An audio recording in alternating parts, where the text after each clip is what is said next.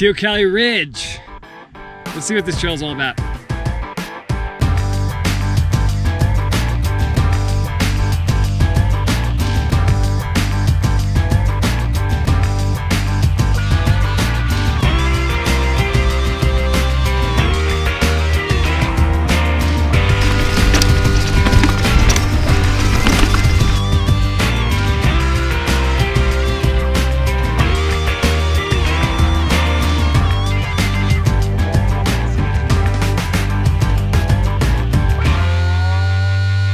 Hello everybody, welcome back to what is going to be one of the final episodes of the Outdoor Gold Colorado Shred. What's really funny is when I go back to edit all my videos, I say a lot at the beginning, and when I mash it up for the final edit, I just throw them all out the window. Speaking of throwing things out the window, let's throw that first ad out the window, and I'm going to put in an ad for myself.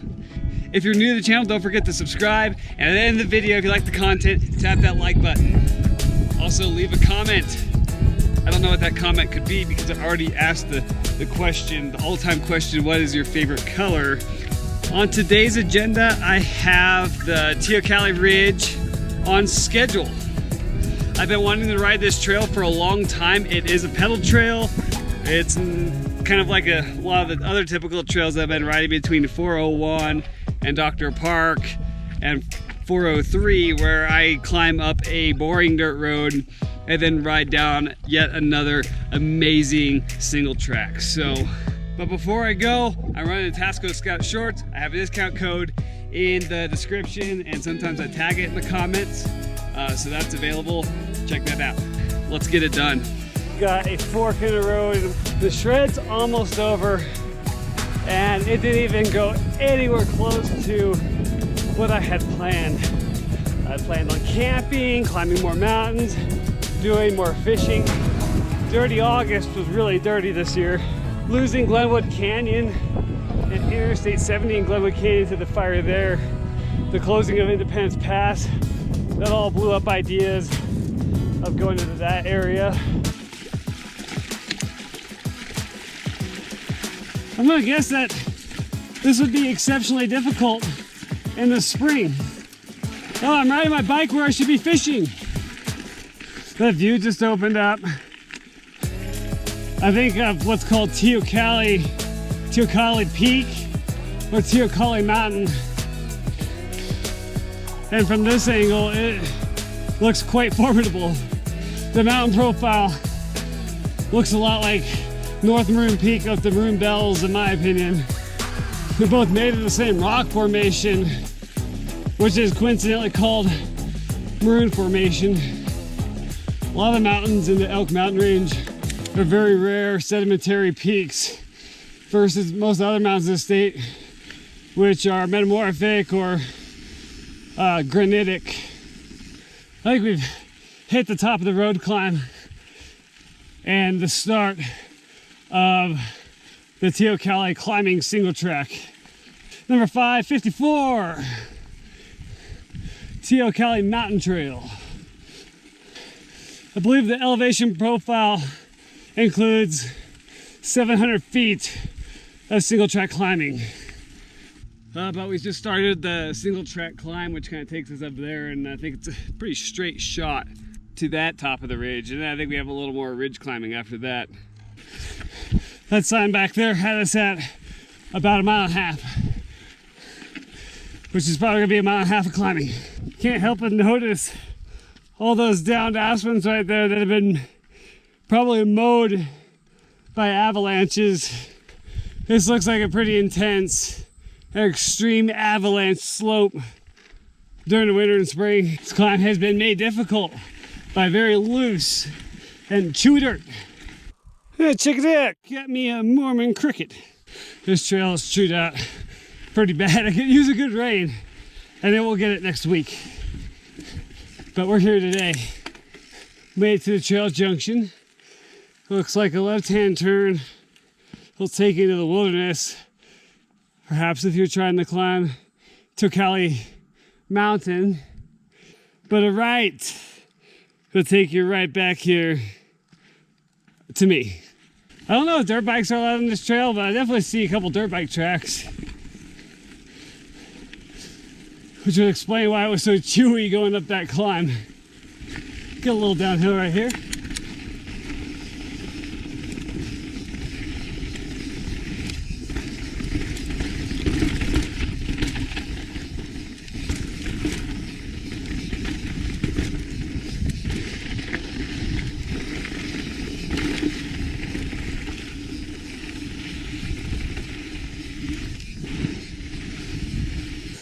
Pretty ugly climb right here. Oh, so loose. And I think it's Teocalli. Could be Teocalli. I don't know. You let me know down in the comments. There's a lot of literature out there on Teocalli Ridge. This view up this valley right here. I've climbed Castle like 3 times. I like it a lot. If you go up Pearl Pass Road, it'll take you straight to Castle Creek and Aspen. That's the main overlook. It's pretty sweet. That opens up real nice. Be a nice view of Pearl Pass Road and all the Maroon Formation below. On the other side of the view, we get the Crested Butte Ski Resort and Kepler Pass. And about 20 miles of visibility at best, if not 15. All right, let's go.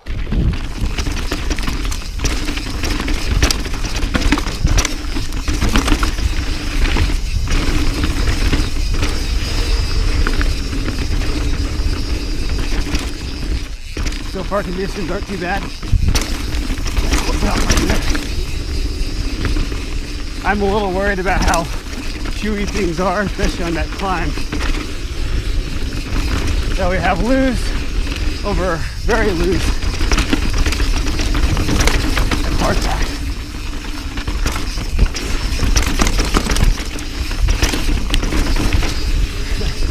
This is good. I like it. Chunky. Breaks into action for editing purposes. Lots of root doubles. Ooh. And rock doubles. Ooh. I've never ridden this trail before, so I'm gonna err slightly to the cautious side.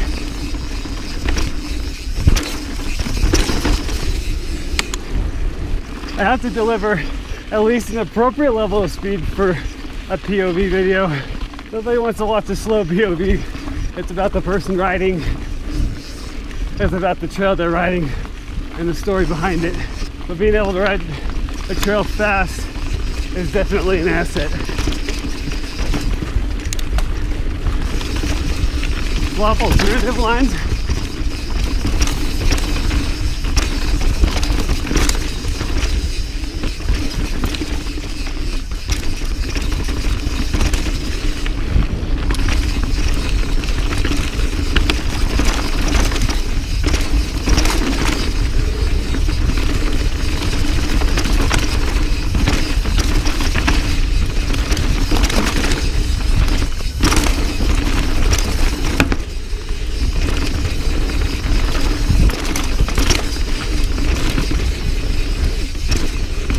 Adequate box 36 chunk.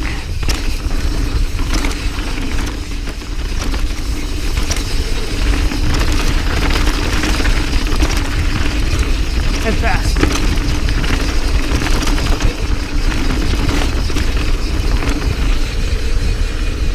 Yeah. I think it was Acoustic Marine in my comments for Dr. Park.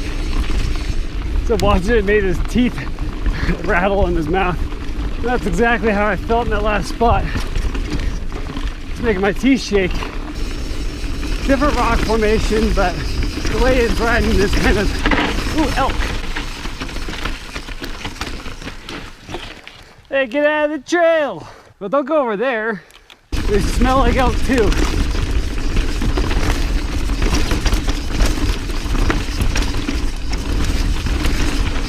Oh, that's a sand pit.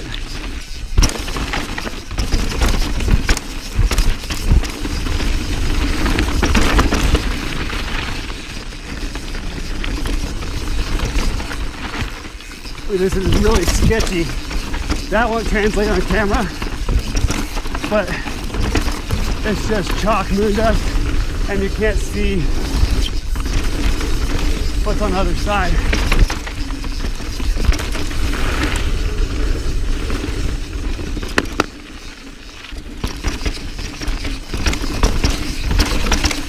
Whew. Yeah, I want to go fast, but there's just a level of safety and common sense that I think is sometimes fleeting when you're having fun.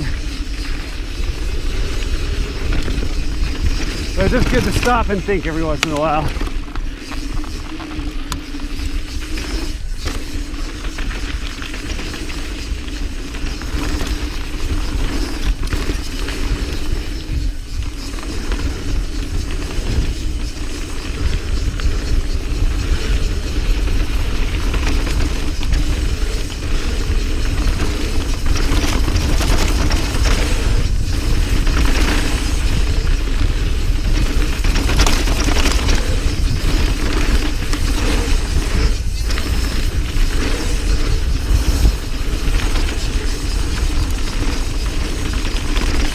Part is riding logically and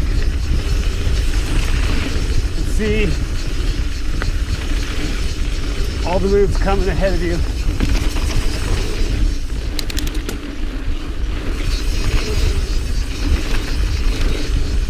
It makes it fun to ride.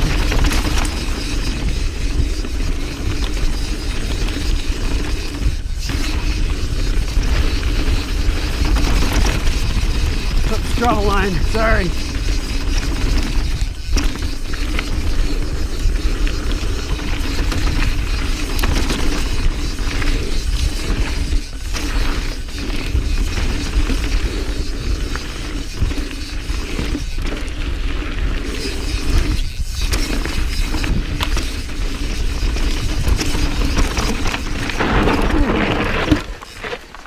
See, that's just the challenge here, is just changing conditions and you can't see the brooks that they put in. Need some rain, more views. I like to enjoy those from time to time, and I think I will. It's kind of some dramatic rocks. I think the trail profile at this point goes, well, I guess it's gonna be a lot more hairy because we have those switchbacks. You're gonna be on that front brake. And if you roll into something that's kind of covered in piles of dirt, you're going over the bars.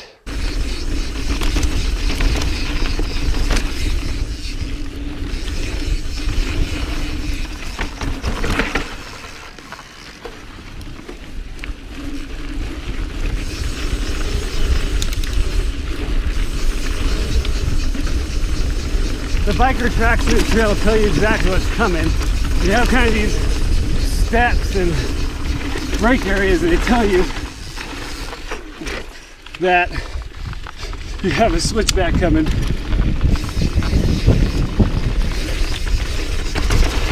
See, steps, switchback. Doing a dab, foot out turn on purpose, just for fun. Channel my inner dirt biker. They're not bermed. There's some bricks piled into some of those. Sometimes taking the foot out is fun. Okay, another switchback if that's coming. Yep. I'd say this part, oh, we've got grouse. Man, I just seen all kinds of wildlife today. Well, apparently I'm not that sketchy. I should be feared.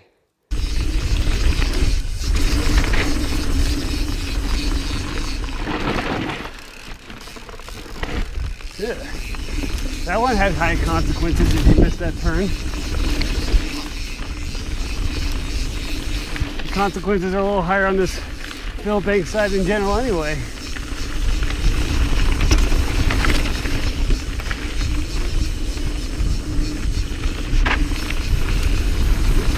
Wow.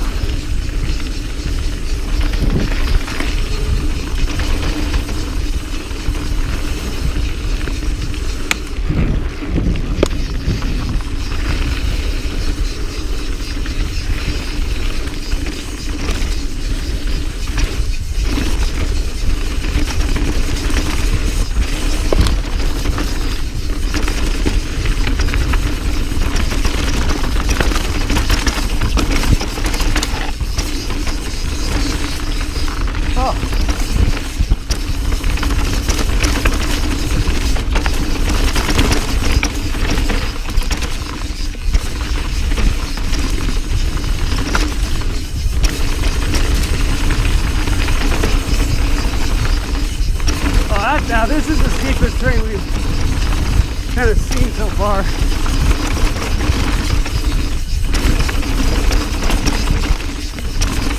Also some of the kind of highest consequence for risk. Oh, I took a pee right in the eye.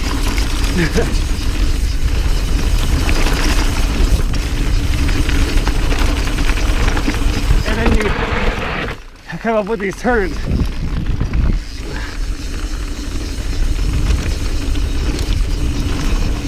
I wouldn't say that that's double black diamond, but depending on what you're doing and conditions, it turned into sketchy terrain really quick.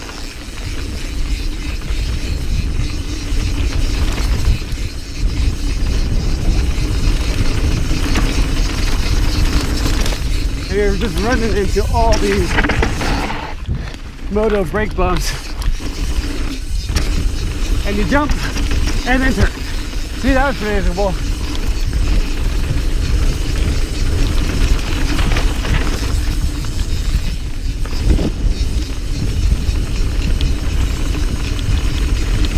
Directly in front of our screen, we do have Mount Crested Butte right there.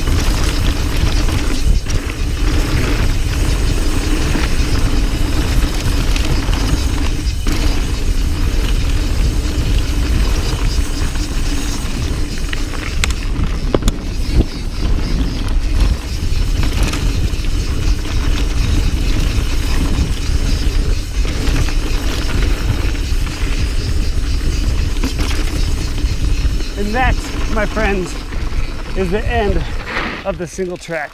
Now we're just on the Pearl Pass Road. Hey, sometimes these dirt roads can be pretty fun. But I should also call it Brush Creek.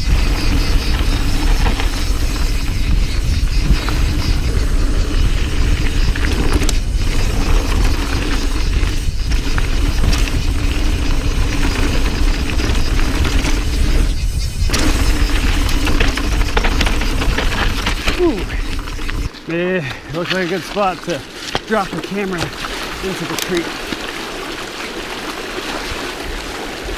Oh, I'm gonna survive, maybe. Barely, wow. And it's always good seeing a vehicle there when you're getting back and knowing you had a successful and healthy ride. We're dropping another dime in the jar for what is a successful ride of Teocalli Ridge. I'm going to celebrate by drinking this here spicy V8. I think it has more salt than a Gatorade. I can already see some of you behind the screens of your computer going, ew! Excuse me for 1 second. That spicy V8 was pretty vicious. Woo! But if I'm going to pay this trail its due diligence, I'm going to say that upper part, that first downhill bit was really, really fun. Chunky, gnarly. It was pretty good. I'd say the trail rode a lot like a dirt bike trail. I've ridden lots of dirt bike trails, and so I think the comparative example there would be Silver Creek, part of the Monarch Crest. So the flow of the trail was really, really predictable. I appreciated that about it. The second half I don't think was as much fun as the first half. I think it was still good. It was still fun. It was just that upper part was the real single track dream. Again, the beginning of the video won't reflect how tough that climb was. And it was so chewed out that I had a really tough time sitting on the bike and getting my way up the trail. It was just so loose. I want to emphasize trying to climb this trail and descend it in the morning versus the afternoon. It's a drought year. I'm totally getting away with it on August of this year, but most years, not a chance. And I'm also really stoked about seeing the wildlife, seeing the elk, seeing the grouse. Sometimes little things like that make a trail worth it every time. And I think our Outdoor Gold Shred is going to come to an end. But just because the Outdoor Gold Colorado Shred 2020 is coming to an end, it doesn't mean that I'm going to quit making videos. Either way, thanks for tuning in. Do me a favor, take care of yourselves and each other, and we'll see you next time. The saga continues.